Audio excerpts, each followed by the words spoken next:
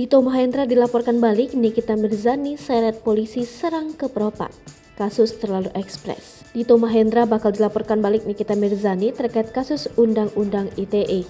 Diketahui, hal tersebut dipicu dengan Nikita Mirzani sudah dilaporkan Dito Mahendra lebih dulu, kini berstatus tersangka. Bahkan Nikita Mirzani nyaris dijemput paksa kepolisian Serang, Banten untuk dimintai keterangan. Nikita Mirzani kuat rencananya melaporkan balik Dito Mahendra, dilansir dari YouTube KH Infotainment. Tak ingin menyebut secara personal, tetapi Nikita secara tak langsung akan melaporkan Dito. Ia pun menyinggung perihal surat penetapan tersangka atas nama dirinya yang beredar luas. Di sisi lain, Nikita masih menerima surat sebagai saksi.